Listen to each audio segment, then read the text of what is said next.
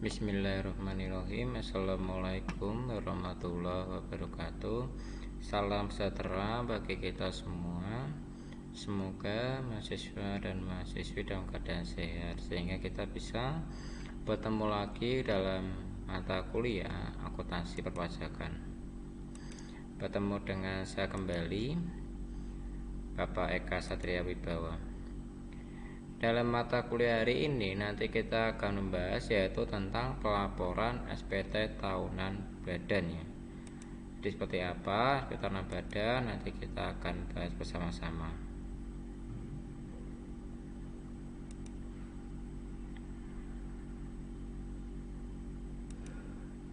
Bismillahirrahmanirrahim. Puji syukur kita panjatkan kepada Nabi Muhammad SAW sehingga kita bisa bertemu lagi dalam mata kuliah akuntansi perpajakan. Tujuan perkuliahan yaitu mahasiswa dapat mengetahui apa itu SPT badan secara online ya. Terus tujuannya, manfaatnya. Dalam pokok bahasa mata kuliah ini adalah yang pertama pengertian SPT badan secara online.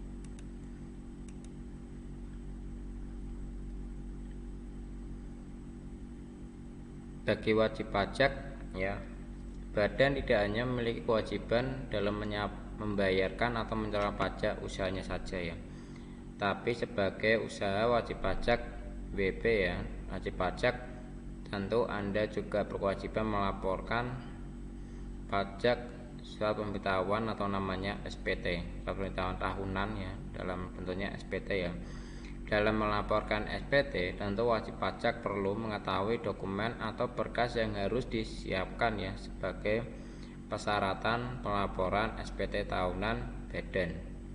Itu apa saja yang perlu kita siapkan dalam pelaporan SPT tahunan badan. Di kemarin di mata kuliah sebelumnya kita sudah membahas ya bagian-bagian dari SPT tahunan badan. Apa saja bagian-bagian dari SPT tahunan badan ya, dalam teman kemarin kita sudah bahas bersama-sama. Surat pemberitahuan atau SPT tahunan pajak penghasilan PPh harus disampaikan oleh wajib pajak, baik wajib pajak pribadi maupun wajib pajak badan ya. Terutama wajib pajak badan yang harus menyampaikan SPT PPh setiap tahunnya, di mana ketentuannya penyampaian SPT tahunan pajak penghasilan yang telah diatur dalam Undang-Undang Perpajakan.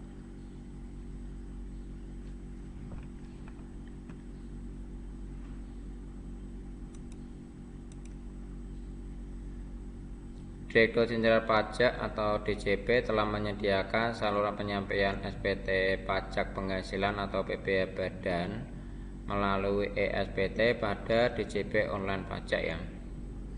Kepada DJP online pajak melalui DJP online ya, di mana eSPT dihadirkan melalui layanan DJP online yang merupakan sebuah aplikasi penyampaian SPT tahunan PPh badan ya secara online ya.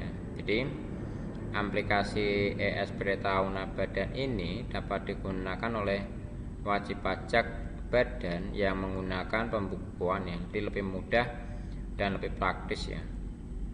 Dan wajib pajak badan bisa melaporkan SPT tahunannya PPh badannya secara online ya, di lebih efektif, tidak membutuhkan waktu yang banyak.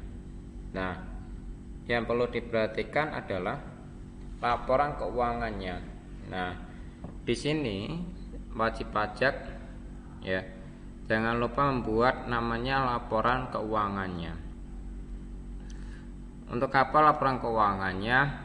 Nah, laporannya keuangannya ini digunakan untuk melaporkan SPT tahunan badan kita, untuk melaporkan hasil pendapatan kita, pekerjaan kita, badan kita ya. Dia harus jelas terperinci dalam laporan keuangannya. Dan laporan keuangan ini bersikap real ya, jangan dibuat atau bagaimana, karena nanti kita akan pengaruh dalam pelaporan pajaknya kita. Nanti kalau ada pemeriksaan, data kita sudah lengkap, sudah ada ya. Nah, di sini diperhatikan juga, walaupun wajib pajak belum ada pekerjaan, walaupun dia bersifat nihil, belum ada pekerjaan, itu wajib juga melaporkan SP tahunan badannya ya, walaupun dia bersifat nihil. Dan jangan lupa kita membuat surat keterangan bahwa atau pernyataan bahwa apabila perusahaan ini belum ada pekerjaan dari bulan Januari hingga bulan Desember, itu jika laporan keuangannya belum ada pekerjaan ya, artinya dia masih nihil atau nol ya. Terus bagaimana jika sudah ada pekerjaannya? Nah, kita tinggal buat ya, tinggal kita buat laporan keuangannya per bulan Januari hingga bulan Desember, 31 Desember. Kita buat laporan keuangannya dari bulan Januari ke bulan Desember, laporan neraca dan laporan laba rugi. Nah, SPT tahunan PPh Badan adalah surat yang memuat bukti pembayaran pajaknya, SPT tahunan yang disetorkan oleh wajib pajak badan, bukti penyetoran pajak dari SPT tahunan PPh tersebut wajib dilaporkan pada Direktur Jenderal Pajak. Itu wajib sekali dilaporkan ya, jangan sampai tidak kita melaporkan, karena nanti ada bukti pelaporannya. Nah, walaupun nanti dia bersifat nihil, tidak kosong, ataupun ada laporan keuangannya baik rugi ataupun ada labanya, tetap ada bukti pelaporannya. Dan apabila ada setoran pajak, lebih baik dibuatkanlah SSP, surat setoran pajaknya, melalui kode billing ya. Dan sudah mulai sekarang pembayarannya, bukti pembayaran pajaknya itu sudah secara online ya, jadi sudah menggunakan kode e-billing. Silakan yang melaporkan SSP-nya, surat setoran pajaknya, bisa menggunakan e-billing melalui DJP online pajak. Tinggal login aja ke DJP, akun DJP online pajak wajib pajak tersebut ya. Nanti tinggal kita bisa buat e-billingnya, tinggal kita pilih kode jenisnya apa.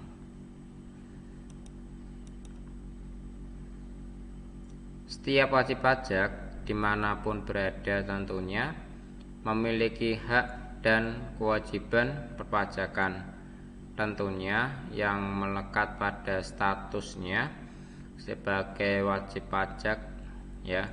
Jadi salah satu kewajiban yang dimiliki ialah untuk melaporkan surat pemberitahuan atau SPT atas pajak yang terutang ya, yang telah dilunasi.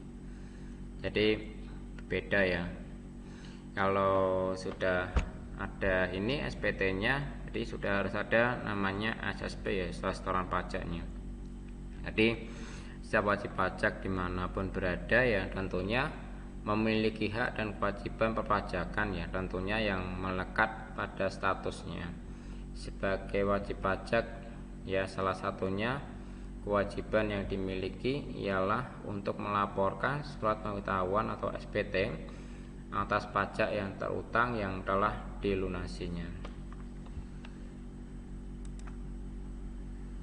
Selanjutnya, bagi wajib pajak badan, batas pelaporan SPT tahunan badan adalah data tahun 2020 ya, sudah dekat, wajib dilaporkan paling lambatnya tanggal 30 April 2021. Nah, sama, ini sudah tahun 2022. Nah, itu wajib melaporkan SP tahunannya tahun 2021 ya. Jadi kalau tahun 2021 dilaporkan di tahun 2022. Itu paling lambatnya tanggal 30 April. Dalam hal ini, badan yang dimaksud adalah badan hukum yang diakui secara hukum di Indonesia, jadi melalui baik bersifat publik maupun privat ya.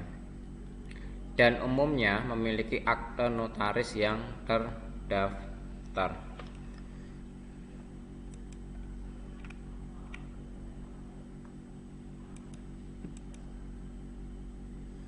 Syarat melaporkan secara online yang pertama sudah memiliki EVIN aktif. Itu wajib sekali. Jika belum punya EVIN aktif bagaimana Pak? Nah, bagi wajib pajak yang belum mempunyai kode EVIN itu bisa mengajukan kode EVIN secara online. Nah, bagaimana caranya Pak mengajukan kode EVIN secara online? Nah, wajib pajak badan yang ingin memiliki kode EVIN aktif itu bisa mengajukan permohonan kode EVIN. Bagaimana pelaporan kode EVIN badan? Yang pertama kita melampirkan scan apa? Scan akte notaris ya, akte notaris pendirian. Jika ada perubahan silakan ditampilkan perubahannya. Tapi jika tidak ada perubahan cukup akte pendirian. Yang kedua, scan NPWP badan. Scan NPWP badan, terus juga scan NPWP dan KTP direkturnya. Nah, selanjutnya baru kita foto diri. Foto diri direkturnya membawa KTP dan NPWP dipoto dan membuat formulir permohonan kode EVIN. Permohonan formulir permohonan kode EVIN kalian bisa download aja di DJP Online Pajak. Itu kan bisa download aja permohonan kode EVIN-nya, nanti kalian bisa isi langsung diajukan ke emailnya ke KPP kalian terdaftar. Nah Pak, kalau misalnya saya tidak tahu emailnya KPP kita terdaftar, kita bisa lihat di Google ya, kita cari aja email KPP Pratama Semarang Sari contohnya seperti itu ya. Nanti akan keluar emailnya apa, tinggal kita masukkan aja, copy aja, kita masukkan di paste aja ke email, kita kirimkan ke email. Lampirannya kita kirimkan aja. Nanti akan ada balasan dari kantor pajak. 2 hari atau 1 hari akan mendapat balasan dari kantor pajak. Jika sudah disetujui maka nanti keluarlah kode EVIN pajak badan tersebut, baru nanti kalian bisa melaporkan DJP online pajaknya badannya. Nah, di sini ya selanjutnya sudah memiliki data SPT elektronik, menyiapkan dokumen yang dibutuhkan. Nah, cara melaporkan SPT badan secara online yang pertama, melengkapi identitas pajak badan dahulu, membuat SPT tahunannya badan melalui e-SPT-nya, mengisi laporan neraca keuangan secara lengkap, mengisi lampiran 5 dan 6, melampirkan khusus dan SSP yang pada menu SPT PPH, membuat file CSV melalui SPT Tool ya, melengkapi e-filing menggunakan hasil file CSV tersebut. Pastikan EVIN Anda sudah aktif.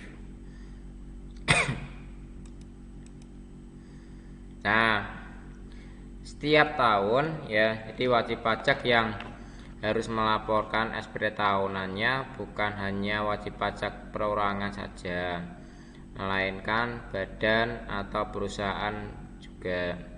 Setiap perusahaan yang sudah memiliki NPWP wajib melaporkan SPT tahunan badan ya, baik secara langsung ke kantor pajak terdekat maupun secara online ya. Di SPT tahunan badan adalah surat yang digunakan untuk melaporkan pembayaran pajaknya, objeknya dan bukan objek pajaknya, serta dan kewajiban perusahaan yang sesuai dengan peraturan perundangan perpajakan yang berlaku. Jadi SPT tahunan yang digunakan untuk pelaporan oleh perusahaan yang hanya berjenis formulir SPT 1771.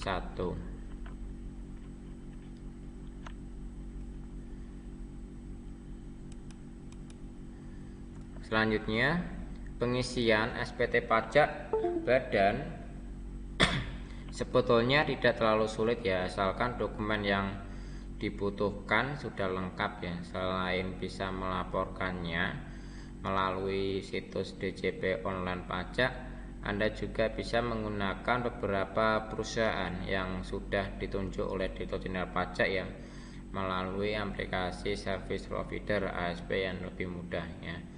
Jadi denda terlambatan lapor SPT badan perlu diketahui bahwa pajak yang terlambat atau melaporkan SPT pajak akan dikenai sanksi ya, sesuai dengan peraturan perundang-undangan nomor 28 tahun 2007.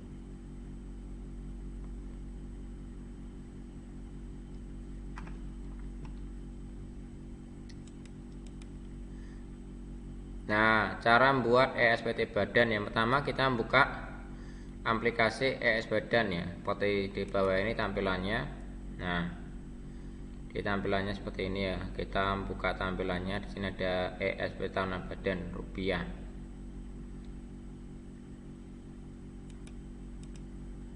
Selanjutnya, setelah klik ESPT PPh tahun badan rupiah, akan muncul tampilan seperti di bawah ini ya. Dia akan muncul. Nah, tampilannya seperti ini.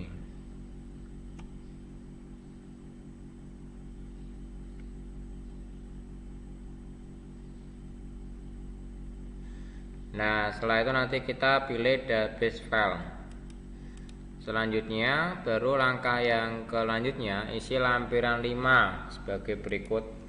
Tampilannya adalah bagian A berisi pemegang saham atau pemilik modal. Terus bagian B daftar susunan pengurus atau komisaris. Bagian selanjutnya lampiran 4 yaitu penghasilan yang dikenakan PPh final dan tidak termasuk objek pajak. Nah, terus lampiran keempat halaman 1 bagian A, penghasilan yang dikenakan PPh final. Selanjutnya surat 14 halaman 2 bagian B, penghasilan yang tidak termasuk objek pajak.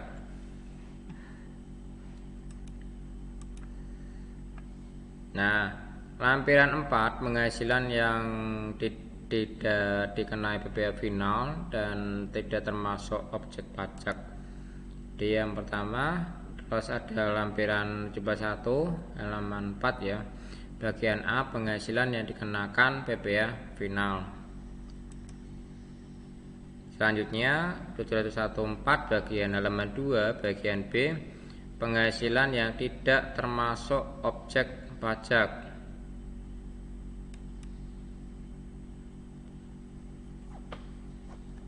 Lampiran 3 formulir kredit pajak dalam negeri, contohnya ya.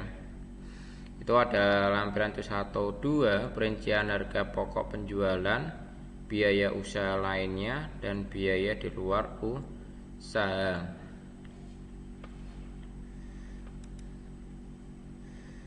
Terus selanjutnya ada formulir 1 ya, perhitungan penghasilan neto fiskal. Nah, baik, terima kasih. Sekarang kita lihat contoh bagaimana kalau kita pengisiannya secara online ya. Nah, tadi kan ada pembahasan seperti apa pemohonan kode EVIN aktif ya. Nah, seperti ini. Nah, ini kita bisa lihat ya, permohonan kode EVIN itu seperti ini. Contoh, saya mengajukan permohonan kode EVIN bisnis digital ekonomi.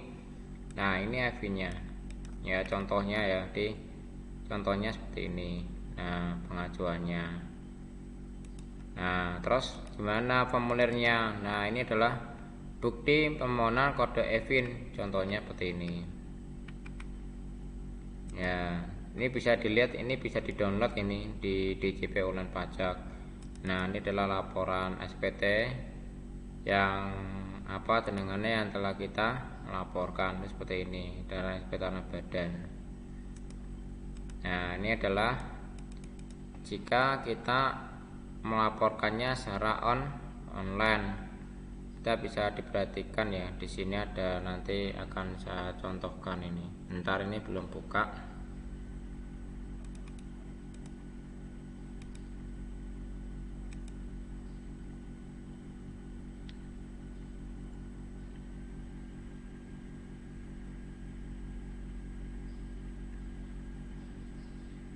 Nah, bisa diperhatikan ya, ini adalah tamporan SPT secara online seperti ini ya. Kita lihat sebelumnya di tampilannya seperti ini ya. Bisa saya lihatkan ini contohnya. Misalnya saya lihat ini di lampiran 6. Nah, ini seperti apa tampilannya. Nah, seperti ini. Ini adalah kalau kita menggunakan namanya e-form. Nah, sekarang untuk wajib pajak badan itu sekarang pelaporannya sudah menggunakan e-form. Nah, Pak, bagaimana cara downloadnya e-formnya ini? Nah, kita hanya tinggal login aja ke DJP online pajaknya. Nanti otomatis kita nanti bisa membuka, bisa download e-formnya. Nah, ini adalah lampiran 4, lampiran 6. Ya, maaf, lampiran 6. SPT tahunan pajak penghasilan wajib pajak badan itu berisi daftar tentang modal pada perusahaan afiliasi ya. Terus ada daftar utang dari pemegang saham atau perusahaan afiliasi. Terus ada daftar piutang kepada pemegang saham atau perusahaan afiliasi. Di contohnya seperti ini, ada NPWP, ada nama wajib pajak, ada periode pembukuan. Di sini ada daftar penyertaan modal pada perusahaan afiliasi. Terus ada daftar utang dari pemegang saham atau perusahaan afiliasi. Contohnya seperti ini ya. Terus ada daftar piutang kepada pemegang saham atau perusahaan afiliasi. Nah, ini adalah contohnya. Jadi jika ada ya diisi ya, nanti bisa diisi seperti ini ya, namanya siapa, alamatnya siapa, mana, MPW nya berapa, itu wajib kita isi ya. Kalau ada tinggal diisi aja, tapi kalau tidak ada ya kita kosongnya aja ya. Terus di sini ada daftar utang pemegang saham atau perusahaan afiliasi. Nah, kalau misalnya ada ya silahkan kita masukkan namanya siapa, NPW nya berapa, jumlah pinjamannya berapa, tahunnya berapa. Nah, di sini ada lagi daftar piutang pemegang saham. Nah, kalau ada sih tinggal kita masukkan aja, tapi kalau tidak ada kita kosongi aja. Ini contoh kasusnya, karena dia tidak ada ya maka saya kosongi. Selanjutnya di sini ada lampiran 5. Nah, pada 5 seperti ini ya. Contoh saya melengkapi pemegang saham pemilik yang dibagikan. Contohnya di sini atas namanya. Terus ada ini. Nah, selanjutnya lampiran 4. Nah, lampiran 4 di sini karena tidak ada ya kita kosongi aja. Ya, di sini aja. Karena di sini ada diisi, kalau misalnya ada ya dimasukkan. Misalnya di sini bagian A, BPA final. Nah, ini kalau ada dimasukkan aja. Terus bagian B, penghasilan yang tidak termasuk objek pajak. Nah, tuh silakan jika ada dimasukkan. Selanjutnya lampiran 3. Nah, di sini ada pemotong atau pemungut PPh 22. Nah, selanjutnya ini silakan diisi ini ya, apabila ada kredit pajak dalam negeri. Nah, itu wajib diisi, tapi kalau tidak ada ya kita kosongnya aja. Terus pemotongan pemungut PPh pasal 23 atau 26. Ini adalah lampiran 3, berisi tentang apa? Tentang kredit dalam negeri. Contohnya nih, karena di saya ini ada satu kasusnya ini tidak ada ya, maka saya kosongi. Tapi kalau ada ya silakan diisikan ya. Terus di sini lampiran 2. Lampiran 2 seperti apa, Pak? Nah, kita bisa lihat lampiran 2. Nah, lampiran 2 ini berisi tentang perincian harga pokok penjualan ya. Ada biaya usaha lainnya dan biaya di luar usaha. Ini diambil dari mana, Pak? Untuk pengisian perincian harga pokok penjualan, ada biaya usaha lainnya dan biaya di luar usaha atau secara komisian. Ini silakan kalian ambil di dalam laporan keuangan kalian. Apabila laporan keuangannya dia 0 atau nil, ya kita masukkannya 0. Tapi apabila ada pembukuan laporan keuangannya itu dari bulan Januari hingga Desember, ada laporan keuangannya, pendapatannya berapa, biayanya berapa, nah kita masukkan aja di sini. Tapi kalau tidak ada ya kita kosongin aja ya, karena ini adalah contoh kasus tidak ada, maka kita kosongin aja. Ini contoh harga pokok penjualannya apa saja dimasukkan di sini, biaya luar usaha lainnya apa ya, nanti jumlahnya berapa akan masuk di sini. Selanjutnya di lampiran 1 dia berisinya seperti ini ya. Jadi di sini sama. Ini diambil dari mana, Pak? Dari laporan keuangan kalian. Ini dari langsung. Nah, kalau dari harga pokok biaya usaha lainnya ini diambil dari mana, Pak? Jadi 1B, 1C, 1D ini akan muncul otomatis ya. Akan muncul dari otomatis apabila kita sudah mengisi lampiran 2. Nah, kalau lampiran 2 kita sudah isi, maka nanti akan masuk ke lampiran 1 di bagian ini. Di harga pokok penjualannya ini akan masuk secara otomatis apabila kita sudah mengisi lampiran 2. Nah, terus apabila ini nanti akan otomatis sendiri ya, karena sudah ada rumusnya. Nah, punya fiskal ini jika ada kita masukkan, tidak ada kita nolkan aja. Ini adalah lampiran 1 SPT tahunan dan penghitungan penghasilan neto fiskalnya. Nah, ini adalah seperti itu ya, bisa diperhatikan sangat berbeda ya dengan yang dulu ya, karena ini tampilannya sudah berbeda sekali. Nah, yang penting adalah ini daftar penyusutan dan amortisasi fiskal. Yang penting teman-teman kemarin kita bahas adalah tentang aktiva tetap. Nah, seperti ini kita masukkan nih daftar tentang fiskalnya apa, misalnya jenis hartanya apa, kelompok hartanya apa, nama harta, bulan perolehan, tahunnya, harga perolehan, nilai sisa, metodenya, penyusunan bukunya, catatannya baik atau tidak baik.